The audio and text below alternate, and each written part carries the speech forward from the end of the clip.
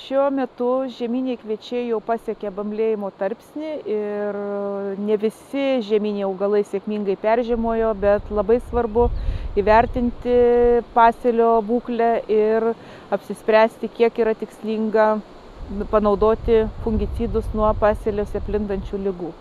Vešlesniuose pasėliuose galima matyti gana gausiai išplitusią miltligę. Jeigu fungicidai yra iki šiol nepanaudoti, reiktų pasirinkti tuos augalo apsaugos produktus, kuriuose bent viena veikli medžiaga turi gydomąjį veikimą nuo miltligės šiuo metu. Ir kol kas orai su lietumis, gana šilti orai yra palankūs šios ligos plitimui ir ši liga būtent bamblėjimo tarpsnį gali padaryti pačią didžiausią žalą.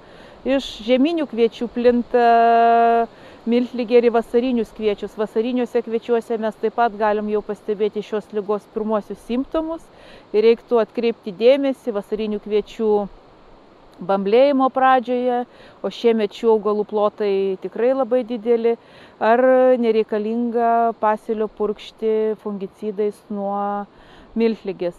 Jeigu matomi tik pirmi simptomai, ligos nėra gausu, tikslingiau naudoti tuos, kurie turi stipresnį vadinamąjį apsauginį veikimą, o jeigu ligos jau pasėlyje gausu, tada reiktų rinktis tuos augalo apsaugos produktus, kuriuose yra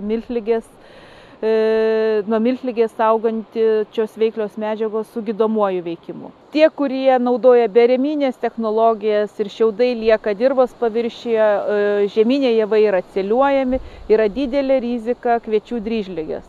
Kai kur yra matomi kviečių dryžligės simptomai jau dabar ir tikrai reikia tą dalyką įvertinti ir jeigu planuojamas tikrai neblogas žieminių kviečių derlius peržiemuose sėkmingai pasėliuose, reikia pasirinkti stiprius produktus, kurie yra efektyvūs nuo šios ligos. Kviečių dryžligės gali būti simptomų dar ir neypatingai gausų pasėlyje, tačiau jeigu yra, kaip minėjau, berieminė žemdirbystė, tai šios ligos rizika yra visada didelė ir pasirenkant fungicidus, tą būtina įvertinti, ypač plaukiojimo metu, nes ši liga pačią didžiausią žalą padaro būtent, kada formuojamas grūdas pienės brandos tarpsniu. Per Lietuvą nuvilnyja lietus ir gražiai suvešėjo vasarinių javų pasėliai, tačiau vasariniuose miežiuose galima matyti jau pirmosius tinkliškos dryžligės požymius.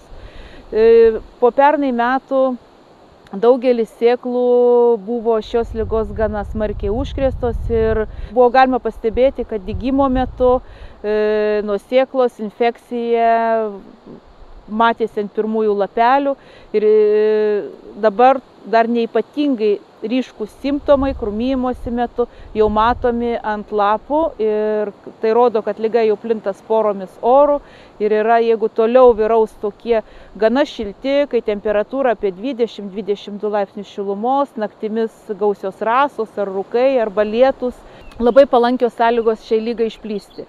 Jeigu nuo tinkliškos dryžligė išplinta anksti, rekomenduojame bamblėjimo pradžioje naudoti fungicidus, kuriuose yra strobilurino veikli medžiaga arba labai stipriu, ilgu apsauginiu ir gydomuoju veikimu pasižymintis triazolai.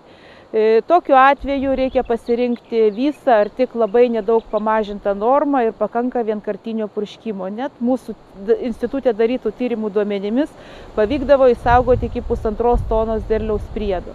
Jeigu tinkliška dryžligė plis vėliau ar kitos lygos plinta vėliau, tada galima purškimus nukelti ir panaudoti fungicidus, kurie turi trumpesnį veikimo laiką, galbūt nėra tokie brangus, bet jų efektyvumas ir poveikis bus pakankamas nupurškus akotams pasirodžius. Kas svarbiausia žinoti javų augintojams, tai kad nedaryti bereikalingų išlaidų, nedaryti bereikalingų purškimų. Geriau į laukus nuvažiuoti 2 kartus į savaitę ir įvertinti situaciją tikslinga ar netikslinga purkšti fungicidais ir priimti patį teisingiausią sprendimą. Ir derlius būtų ir kokybiškas, ir geras, ir konkurencingas savo kainą.